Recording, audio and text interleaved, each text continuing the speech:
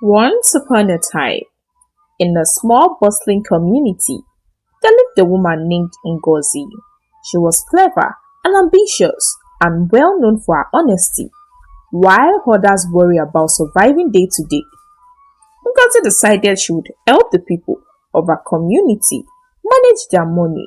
She became a collector, trusted by many to safeguard their contribution and small investments. At first, people gave her small amounts, 500 to 1000 naira, and she always returned their profit on time. And so, whispers of trusting Ngozi began to spread across the neighborhood. People admired her, and slowly her reputation began to grow. Ngozi greeted everyone with warmth. She listened carefully to their worries. She gave advice and kept meticulous records. The elders admired her. Neighbors sought her guidance, and soon she became the person everyone trusted.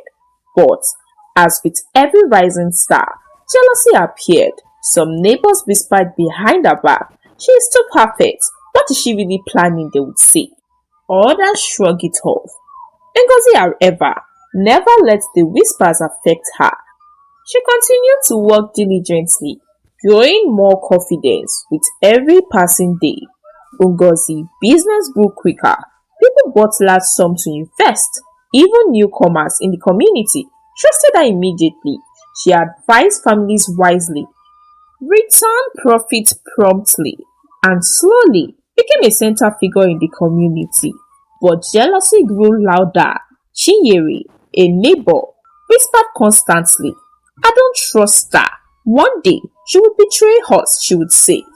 The community was divided. Some admired Ngozi, others doubted her, and still, Ngozi remained calm. She smiled, worked, and earned more trust every day.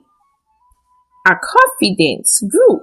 People now rely on her for every financial. Then, one day, a wealthy investor arrived, impressed by her reputation, and entrusted her with a large sum to manage. Everyone watched as Ngozi accepted the money, promising careful investment. Would this be a moment of triumph or a beginning of disaster for her? Ngozi carefully recorded everything. That night, she reviewed the transaction. Morning came, and the money was gone. Chaos erupted. People shouted, "Ngozi, you have stolen our money," they said. Even the elders, who once praised her, questioned her honestly. For the first time in her life, Ngozi felt the sting of doubt, not from herself, but from those she had served faithfully. Rumors spread like wildfire. She ran away. Maybe she's cursed, they said. Who would do such a thing? The community was divided between fear and disbelief. Ngozi disappeared for 2 days. The tension was unbearable for her. Neighbors whispered behind closed doors, wondering if she had really betrayed them. And in her absence, the neighborhood was consumed by worry and suspicion.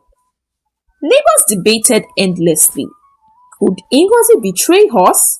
No, she's too honest, they said. Chinyere spread more lies, claiming insider knowledge. The community began to look at all Ngozi's past transactions with doubt. On the third day, Ngozi returned, calm, composed, and carrying evidence of her innocence. Receipt, meticulous record, witness statements all proved that she had not touched the money. The real culprit was a jealous competitor who had stolen the fund to ruin her reputation. The community gasped. Apologies poured in. "Ngozi, forgive us. We should have trusted you," they said. Trust once broken had been restored. The main culprit who had stolen the money was a competitor. The competitor was Mama Ojo. Mama Ojo had been standing where everyone pretended not to stand, in the shadow of the compound's outer wall, half hidden behind the lending jerrycan. She had watched Ngozi all afternoon with the keen, steady attention of someone measuring another person's success like a wound. Ngozi's laugh, the neat way she counted the money, the polite bow to the investor when he left. All of it beat bit into Mama Ojo's chest. She had been in the collection trade longer than Ngozi. She knew the route, the vows, the reading. Yet, people now came to Ngozi with mouths, with large sum of money, with praise. The praise tasted like salt to Mama Ojo. When the investors arrived, an anxious button-up man with a leather stripe across his shoulder and a fat envelope. Mama Ojo moved close enough to watch the exchange. She watched the way Ngozi hand was steady as she received the bundle, the way she tucked the envelope under her arm and lodged the amount into the ledger with a precise pen.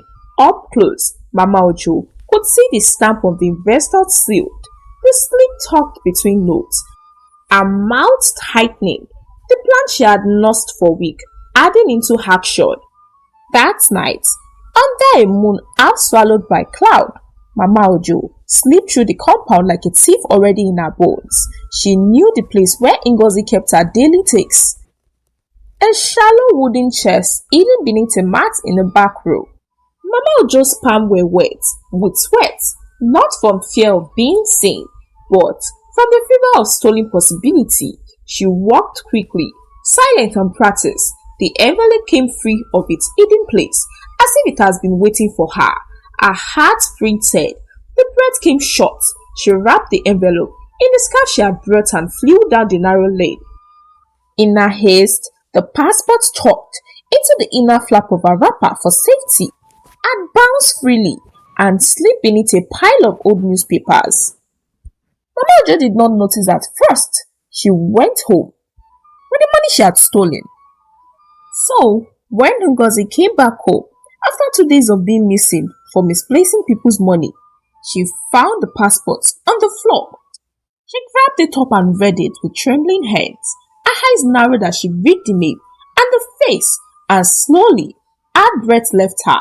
The passport was now approved. And that was how Ngozi found out who the real culprit was. Ngozi did not shout. She did not cry. She kept her voice steady, which made it harder for any liar to keep lying. Ngozi called two of her neighbors to follow her to Mama Ojo's house, Nnamdi and Chike. The three of them stood at the door.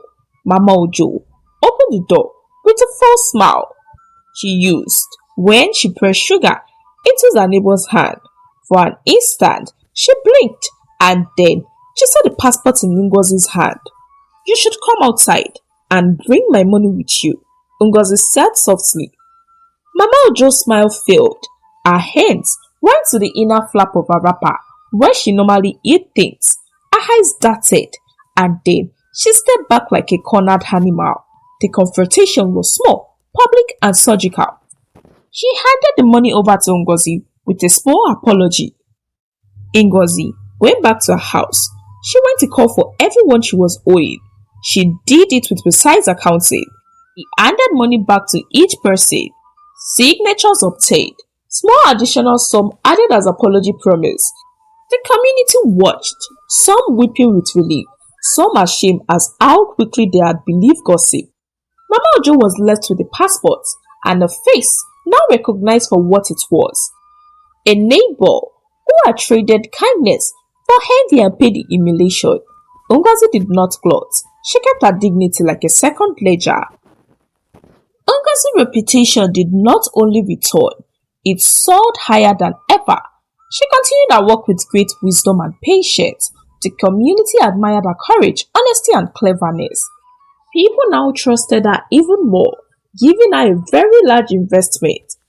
Ngozi had transformed from a trusted collector into a legend in her community. Ngozi's story became a lesson for everyone in the community. Honesty, patience, and intelligence can overcome even a dark scheme. She taught the community the value of trust and danger of jealousy. Her work continued, helping countless families grow financially and securely.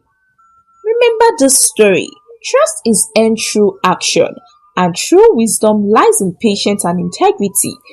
Ngozi proved it, and she will be remembered forever.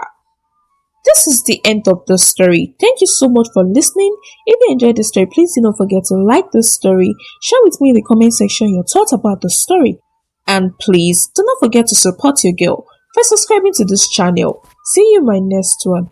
Bye bye.